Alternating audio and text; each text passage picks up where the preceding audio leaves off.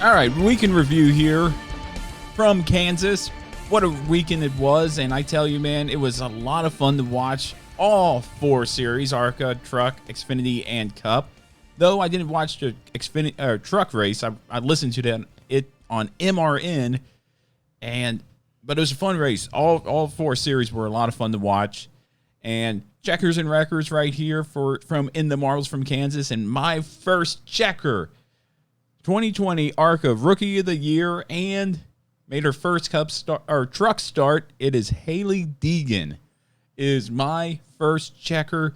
Finished 16th at that race, and it was awesome, man. It was fun to watch Haley or listen to her do well. Everybody was impressed by her, and I can't wait to see her full-time in the Truck Series. It's going to be a lot of fun, and like we talked about, I don't think she's the next Danica Patrick. I think she is the real deal when it comes to auto racing. So I hope so. Yeah, and you like that pick? I thought it was great. Yeah, that's good. That's a good pick. I won't go against it. All right, my second checker, winner of the 2020 ARCA Menards Championship, Brett Holmes. And man, I've got some stats to tell you about Brett Holmes' season in the ARCA Menards series. 1 win, 14 top 5s, 19 top 10s, average finish of 4.6, 1 DNF from Phoenix at the start of the season because of communication issues, and led 393 laps. Very deserving of that. He's an up-and-comer. Sounds like a real deal. Watch out for him in the next few years because he's going to be in the Xfinity Series before you know it. Brett Holmes, my second checker. Preston, who do you have for your checkers and wreckers? Or at least your checkers. We're on checkers right now. Oh, yeah, for checkers, yeah. So, who was my first one again? I can't remember. I had 2 different ones. Oh, yeah, so the first checker is Joey Logano, and, he won at Kansas, which I didn't say that he was going to win. He was definitely one of my guys to look forward to, so yeah. Definitely a checker for me. He's locking up that spot, that Final Four spot into Homestead, which is great. Good on him. No, very good on him. That's nothing but pressure taken off, and now he can enjoy Texas and Martinsville, just cruising around and get ready for Phoenix. Just focus on Phoenix. All he needs to do is show up there. He doesn't even need to show up. He's locked into the Final Four here. So yeah, that's all that team needs to do is just focus on that last race of the season now. So the second checker, going right to the Xfinity Series, Chase Briscoe, another guy that has locked it up. And not only that, his 9th win of the season. Yeah, that guy was dominating. And he dominated that race. I could not believe just how dominating he was at that race. And a crazy race it was with Anthony Alfredo flipping. But we're going to get more into that on our rating the races because I tell you what, it was a lot of fun to watch, like I said, both of those races. Couldn't have asked for anything better for the round of 8 and for the final few races, handful of races here in the 2020 season for all 3 series. But there's only one record this week, and it's from you. Yeah, it is. And it's not so much just because, I'm going to bag on it. It's unfortunate circumstances for a guy that I really thought was going to maybe pull it off or do well, and that's Kurt Busch, and it's just engine failure. I hate to say it. That's really not Kurt's fault. Yeah, I'm not bagging on him. I'm just saying it's just unfortunate bad luck because now that team is really on the outside looking in, heading in with 2 races left. Oh, yeah, they definitely are. They are in, I believe, most likely a must-win coming up here in Texas and Martinsville. If he wants any shot at a championship, he's got to. He can't do well there. He's got to win at either Texas or Martinsville. And looking, I'm sure we'll get more into the point standings later on in the show, but looking at it from here, like you said, it's probably a must-win because you're looking at going up against the guys, the likes of Denny Hamlins and Kevin Harvick, who are known to win, who won a good bit in the first and second half of the season. So I wouldn't put it out there that it probably is a must-win situation. Yeah, but the playoffs are changing everything, I feel like. The playoffs are one of those things right now where we thought Kyle Busch would do well. No, he's not. We thought a lot of other people – Austin Dillon might have done better than he did. Mm-hmm. And even those, and we'll get more into this in the rating the races and our kind of reviews of the races. We'll get more into that. But even the Marty Truexes need to pull something up. Yeah. But, man, all right. Well, Jackers and wreckers, and that's only a few of them. I didn't have a record this weekend. I thought the weekend was great all around. And now we're going to get into our rating of the race. And Preston, we're going to start off with, you want to start off with truck or cup? I'm going to leave it up to you. We'll go truck first. All right. Starting off with truck, I rated it as good. It was a great race, and we're going to go ahead and go to you. How would you rate the race? It was okay. Now, see, oh, man. Okay, we're going to have a little talk about this. So, the truck race, just listening to it on the radio, which is sometimes, ladies and gentlemen, just half the fun. Yeah. Listening to it on the radio. I would agree. We're going to a get together with a few people, a few of our friends, and the only way I could listen to it was on Channel 90 on Sirius XM, and listen to MRN, listen to the guys from that stable call a excellent race. They'd never call a bad race, in my opinion. And it was so good just listening to the likes of, first of all, Brett Moffitt winning, securing his spot into Phoenix. Awesome job for him. But him beating Sheldon Creed by 0.111 seconds. Sheldon Creed, if I'm not mistaken, dominated most of that race. I mean, he had both stage wins, if I think correctly. And, man, I think he did too. But, man, I mean, it was such a good finish. Brett Moffitt getting his first win of this season and showing everybody that I think he's a true championship contender. It was a great race to watch. I had no qualms about it whatsoever. It was so much fun. It was great to watch or listen to. I keep saying watch, but it was great to listen to. A lot of fun. And Haley Deegan making her first start, I think, made it a little more memorable for me. Finishing 16th there. But man, it was fun to listen to. And I don't know why you rated okay, but I'm gonna let you have it. I mean, they raced on Saturday, right? We're gonna get to the schedule here and get all the start times for everybody here, including Formula One that's gonna be racing. Well, I mean, I'm weekend. talking about this past weekend, the trucks. It was Saturday, right? Because the Xfinity Series racing. Yeah, they raced Saturday. They raced before the Xfinity Series started. I hate to tell people at home, but I didn't get to see any of the races live, so my rating of the races are probably gonna be a little off. Yeah, well, if I can, I'm gonna watch every lap that I can. I had to go off of highlights this weekend because I tried to listen to some of the races and my apps were not allowing me to do that for some odd reason this time around. I think you need to try harder. Oh, I did. I kept trying and nothing was loading for some reason. And try harder. So, all right. Well, that was the trucks. Xfinity, for me, it was good. And all three races are good. Just spoiler alert here. All three races, good, fun to watch. Xfinity was good for me. Preston, how would you rate the Xfinity race? I said okay. I mean, just and I think there was exciting times. I mean, I guess you could say things that you could remember, like Anthony Alfredo going upside down, which was an aggressive move from Allgaier. I mean, he took it down there, and he got loose and into Alfredo. Alfredo hit the wall in an awkward angle. It's a scary hit. Yes. And one of those driver's side hits that hurt regardless if you go over, but luckily he just turtled over and slid down the racetrack. No harm, no foul. Glad he's okay.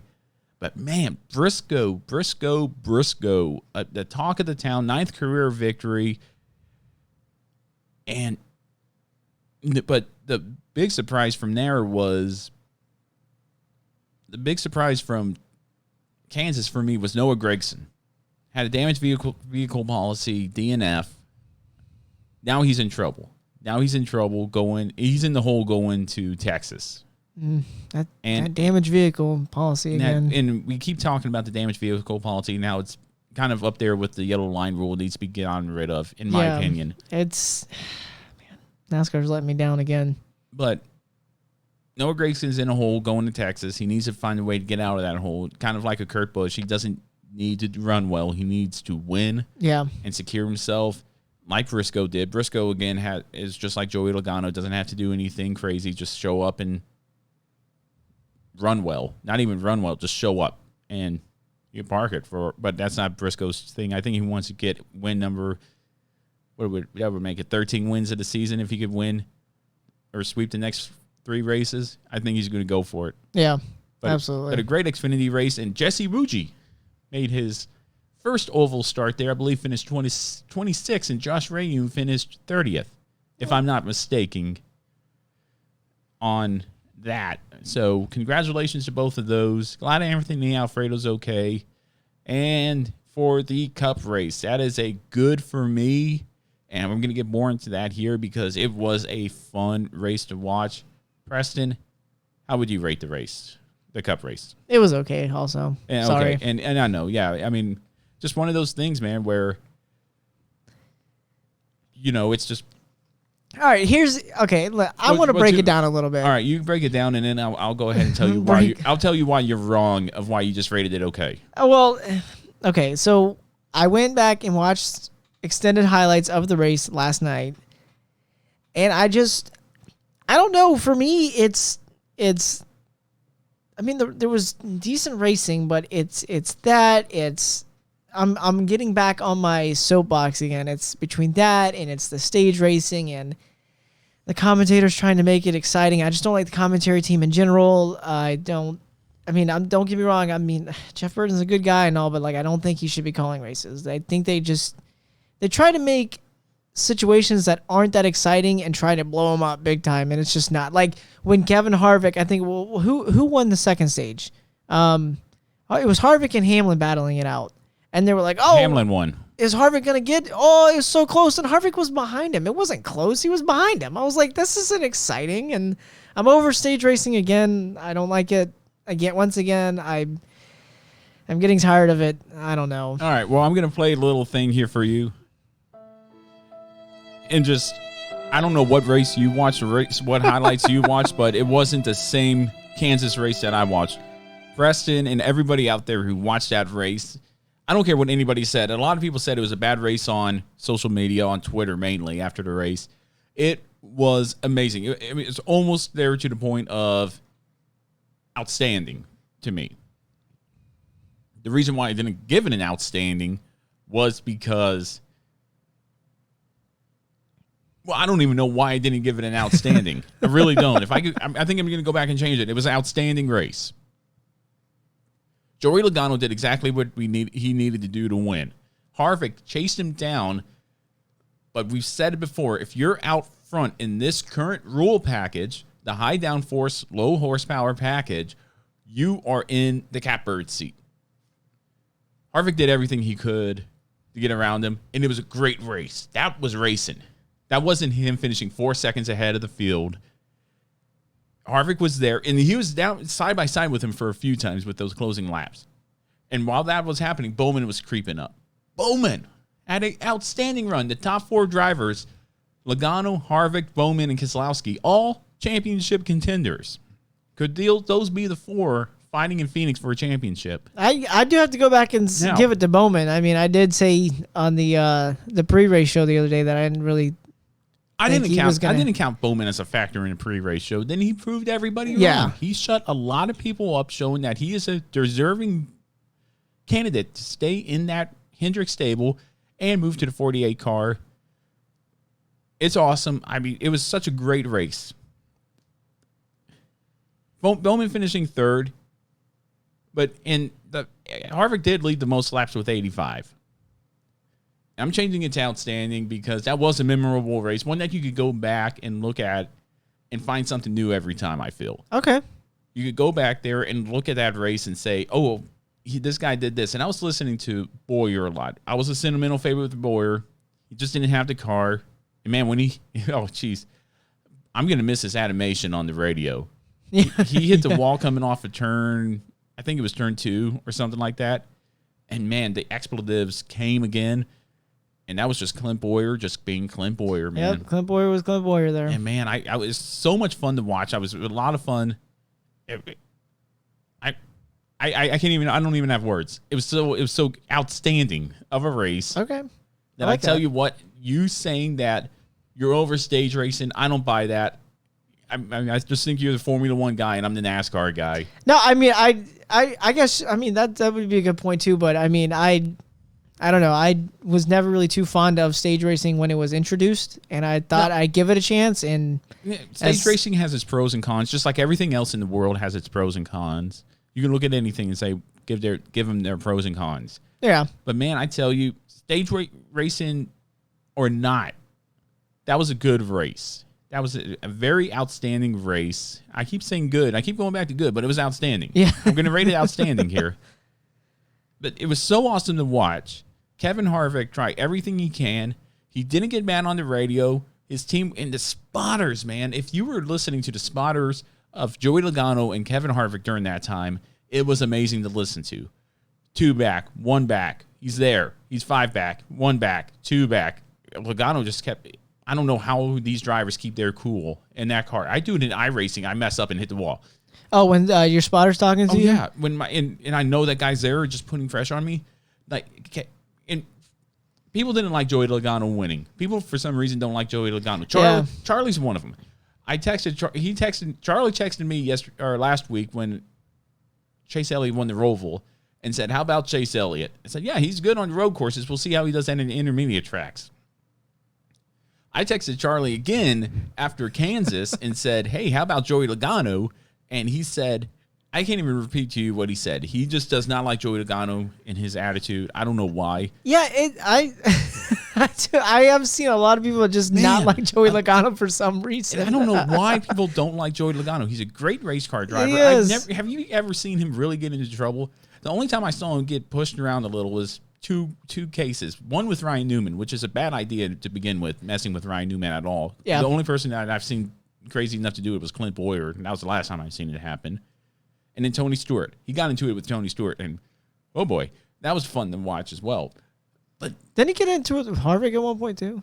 Oh, I believe it. Wasn't that the fire suit? The whole I think Logano was the one that made the comment about Kevin Harvick's wife wearing the fire suit. Oh yeah, in the family. Yeah, so. that must have burned a little. But man, I mean, even then, Harvick's such a professional that he didn't really get close enough in order to turn him.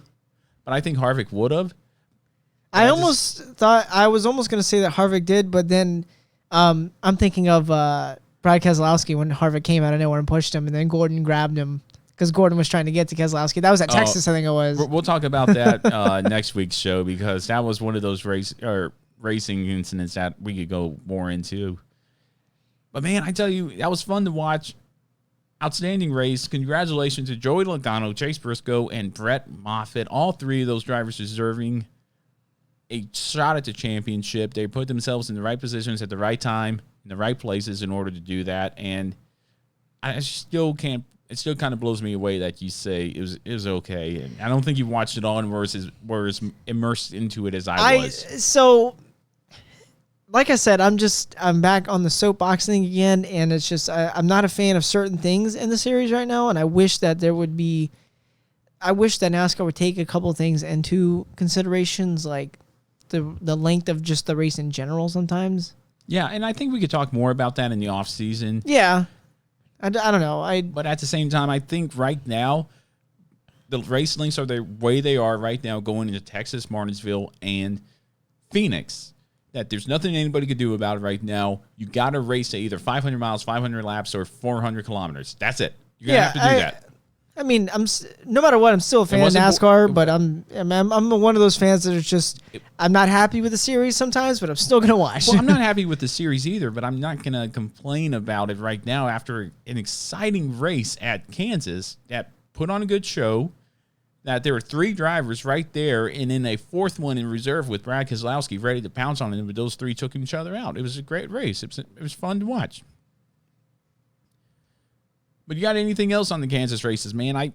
Nope. I could go more and more into that each time we talk about it, but awesome race. I hope everybody else enjoyed it, man. I hope the TV ratings were good because I was definitely watching it. I know there were people watching in the other room at the firehouse watching football.